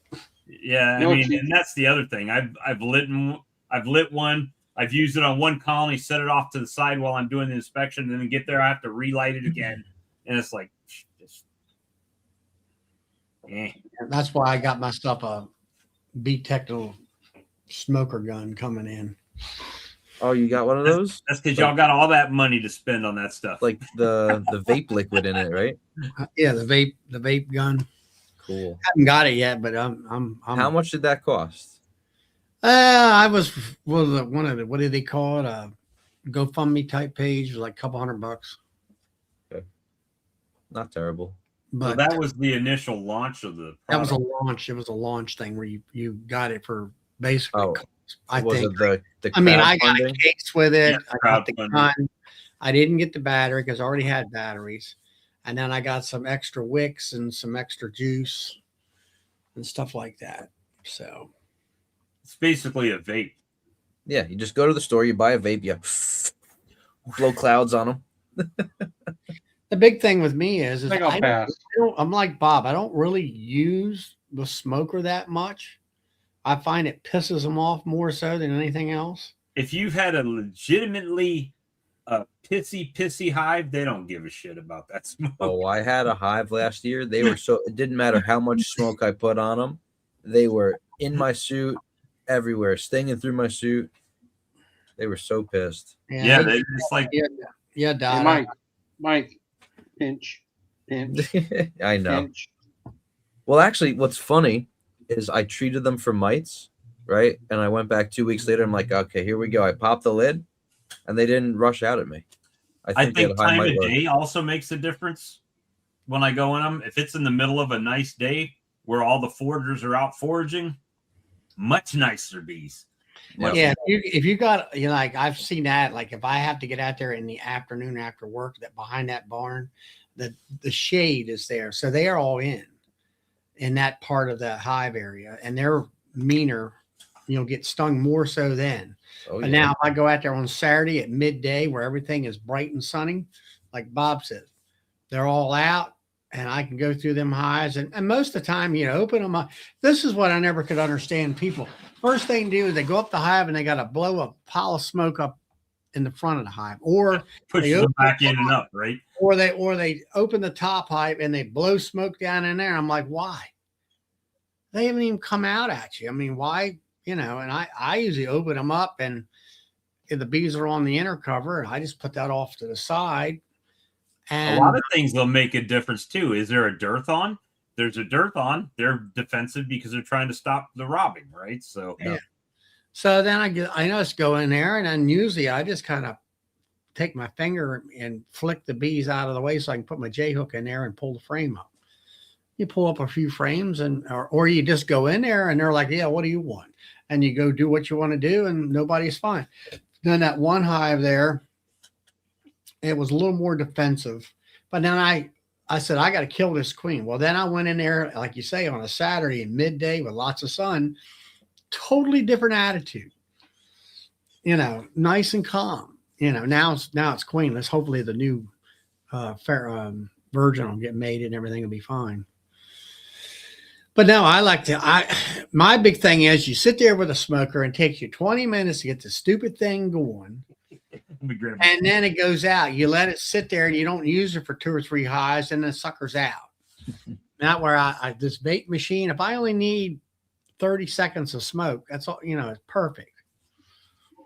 I was like, boop, all right, I'm done. I don't need it anymore. So I don't know. I feel the pine shavings, and then I use wood stove pellets. yeah, but now see, you're out there with wood stove pellets. That tells me that you're out there for hours. I mean, not usually. That's why I have my plug. I plug the top, and it extinguishes within 20 minutes. I mean, down there in Hardeman's down there, they just put a 12 gauge shell in there, and that's the plug. I can go in every one of my colonies if I'm taking my time, within 45 minutes, I'm done. Yeah. I mean, because I'm just popping it open. Like I said, if they look good, they're either getting the box or they're not, you know. Joseph, he's a troll. Who? The glove or whatever that guy was kept, hitting on us or whatever. I got rid of the troll. I booted his butt out. Gave him the band hammer. Yes. But yeah, it's just another day. I'm in the beekeeping yard, I need to get out there and sell some more honey. I know that much. Don't we all? Now that I've ordered 2 buckets and harvested 3 buckets. So it's like I didn't even really have to order that, but it was on sale, so it ended up being better than it would have been. Well, you got the next couple of months of honey stacked up then. Couple months? You mean couple weeks? Couple weeks? You're going through that much? If you saw the amount of I'm going through on a regular weekend, I'm probably going through 100 in my front yard now. This isn't a market, right? It's a front yard. I'm going through probably 120 pounds of honey. That's awesome. So, and then during the week, people will trickle in and come by and pick up honey and stuff like that. So nice. It's trying to catch up on these things. No, you got like 2.5 weeks of honey. But hopefully by then I'll have some more honey I can pull off. Like I said, I didn't pull any here. This was all in out yards. At the right? yards. Just to make sure they're not swarming and have room and something to do. Now, did you slap on empty foundation for them? Empty frames or drawn comb? Yeah. And that's going to be another thing that's going to kind of it's definitely going to affect my honey this year is the amount of comb that I'm having to get drawn up, So this is what it is. Now that I know that I have a source that I can get honey whenever I need it, it has taken the stress off from having to make sure I have tons and tons of honey. So it makes it a little bit easier from that aspect, but what can you do? Did you finally raise your prices up? Nope. You should. Honey's a hot commodity. It's real. It is. But the problem is, for me, in my mind, the problem is I live right in between 2 grocery stores. I'm in the country. Yeah, but see, you're selling real honey and not. Yeah, that's the thing is it's not corn syrup. You tell them to come here. I can get it at Walmart. I said, well, if you want to buy that Chinese honey, go right ahead. And I'm like, what? Fun fact. I says, go there. Look at the backside of that bottle. See what country it came from. It didn't come from around here. I get people that are in the area, but not like they might be on the other side of the town, 45 minutes away or something. And he sells and they'll order it online. And I charge more online than I do here in person for it. $10 a pound is what I'm getting. And actually, that's a bit exaggerated because I'm not getting a true $9 a pound because it's $10 and there's bottle cost, right? And now that we have to order from Fillmore and not from Gamber, that sucks. Yeah, they stopped making the bottles you get? No, they stopped selling the bottles to mediocre people like me that only. Oh, they want you to get like a pallet at a time or something? 6 pallets. 6 pallets. You got to go to fillmorecontainer.com. Which is in the same damn town they are. Yeah, they're about 5 miles up the road. Hey, they just want to get rid of the middleman. They'll still sell you lids, though, by the case over there, if you want lids. But all the other bottles that I was buying from Gamber, you have to get them from Fillmore now. And to be honest with you, the price isn't much different than buying them from Gamber. Did you get your coupon for get $10 off? Hell no, they don't send me shit. Nothing. Nothing. And then to make it worse, I ordered the wrong bottles. I mean, I ordered bottles that I use, but I didn't order the bottles that I needed. Right? I needed 3-pound bottles, and I ordered 1-pound bottles. So, How's the shipping with Fillmore? still crazy. Is it? Yep. I can probably tell you exactly what I paid for a case because I ordered 1 case. What's out of what? Ones or twos? And a Oh, case is Lord. how many? 321. That's a case of ones. $120 for a case. For 300 bottles? 321. Yeah, but then the shipping was $55. So for 1 case, I paid $175.27. So Well, that's not bad for 175 58 cents a 27 bottle. That's with the lids? divided by 321 is 58 cents. Or 321. 55 cents. And then the lids, you get 1,700. I don't know what they are from Fillmore because the last time I got lids, I got them from Gamma. Lids are 140. 140, but you get 1,700 lids. I think So- they're like 6 or 8 cents a piece. Let me see. They charge $55 shipping on that too? Oh, Actually, those lids are heavier in the damn bottle cases. smaller box though. Now these are the plastic bottles, right? Mhm. Yeah. Okay. You can go glass there if you want glass. Yeah. They're actually used to people buying glass all the time. From what our club had talked to them about getting a price sheet. They don't have a price sheet, not a PDF. And then there I said, well, talking about plastic, like I do plastic. They've always been used to selling glass all the time. And now they said they're going to have to revamp their website because they're learning that they got this new customer base hitting them. Let's see. We should get a kickback for everybody we sent over there, Charlie. Well, Uh, about it, but trying to I see. guess, the other company just didn't want to deal with people. Let's see. I ordered lids recently. $170. So 10 cents a lid. Right? Is that right? 170 divided by 1,700. And then they charged me $25.66 to ship it. So $195 for 1,700 lids. $195.66. So 11 cents. I'm in what? 66 cents, 67 cents. But It's 8 cents a lid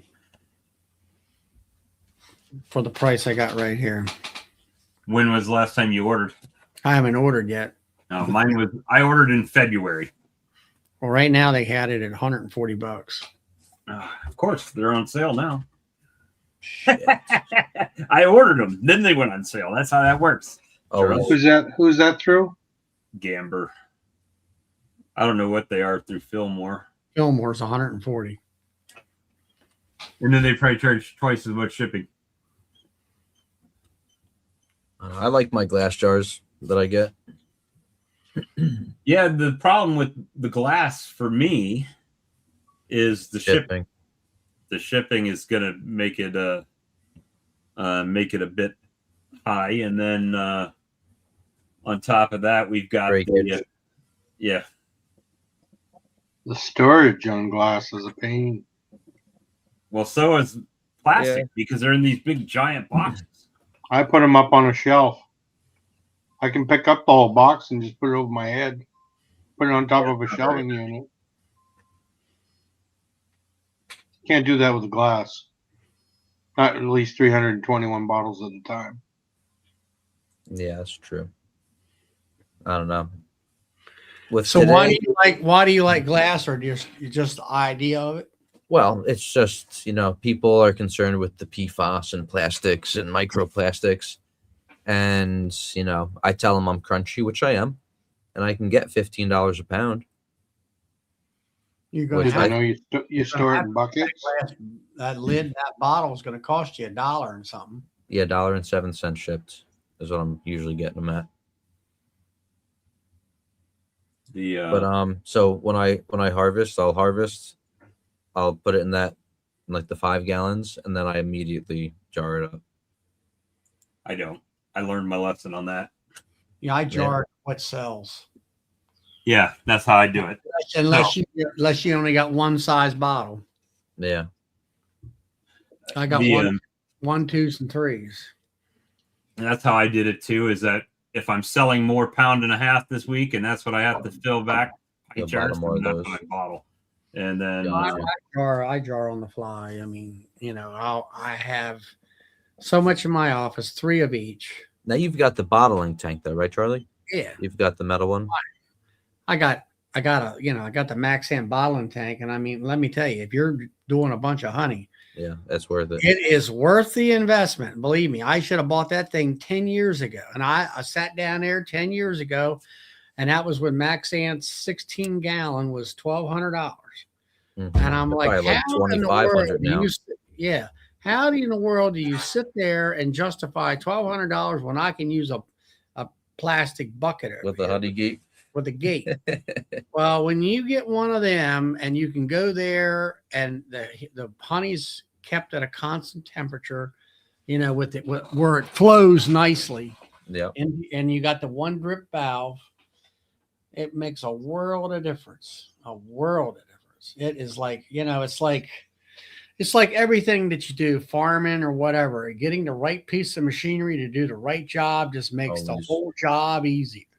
Yep. And then if you save yourself hours of labor at the end of the year, it's more money in your pocket. Not much labor. It's like for me, I had at first I started out with nothing. I had my buckets. Yep. Well, then you'd have to put them in a water bath to get them warmed up so they crystallize. Mhm. Then I got a used refrigerator, which I still use as a hot box. And I'm like, man, this is great. I keep my honey, in buckets, and it's at 90 degrees and I can pour it. But then I had to walk that honey gate bucket up the staircase. Then it got heavier and heavier and heavier. And my shoulders got sore and sore and sore. And I'm like, and then I would wait until about everything is almost gone. And I'm like pouring. Then when I went and got my Maxant bottling tank, and I put it on a scissors lift and filled it, and you plug it in, you get it set. Mine ranges between like 82 to 92 degrees. Mine's Perfect. right at 80. Now, does that have a gate on it as well? Yeah, it's got a gate on it. I got a Maxant no drip valve. Nice. No, one drip. One drip. One drip. I call it One drip, All no of drip. those valves drip one time after you're done. Even my pneumatic one time.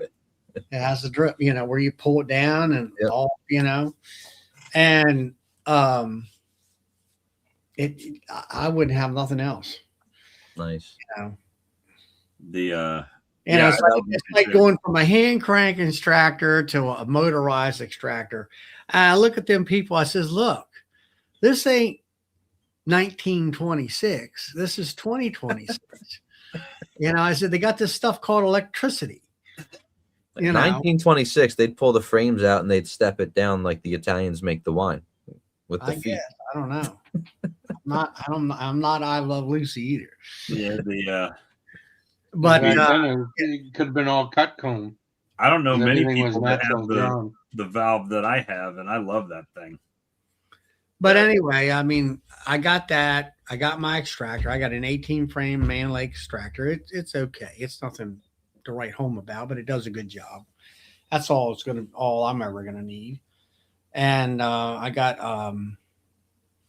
my Maxant honey plane, and I got the rheostat that Doug talked about. That and I got that off of Amazon so I can regulate the electricity to it without burning the thing up. And that's, let's see, I guess that's pretty much it as far as stuff that's as far as stainless goes. I don't have an uncapping tank as far as a stainless one. I don't have the room for it. I have to be kind of portable. And I want to get the Honey Butler. I've got the Butler uncapping tank.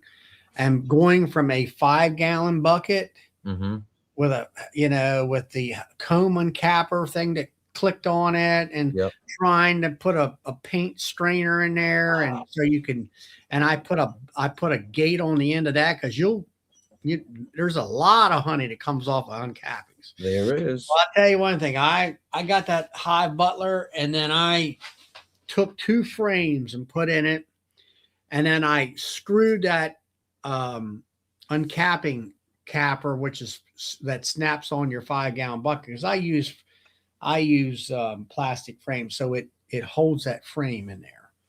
Okay. Whereas I'm sure you're using wood, so the nail works just fine. But that's a game changer. That is cheap, $200 and some compared to $800 for like a 4-footer, and it gets you by. Now, like Brian from Flower Street, he had one, but then he's gotten bigger, so he got himself a big uncapping tank. And for me, it's like a lot of them will say, well, the spinner's gonna be spinning, and I'm gonna uncap another load here. I never was like that. I always uncap, put it in the spinner. Okay. And then I'm like, all right. And I always had to watch my spinner about dancing and it's the worst, isn't it? Well, I have mine bolted to a 4x4 pallet with about a 3/4 inch piece of plywood on top of that. I had to remake mine to where I rebraced it underneath of it this past year, to where I didn't watch where I was putting it through. I should have put it in where it was a solid or piece of wood underneath.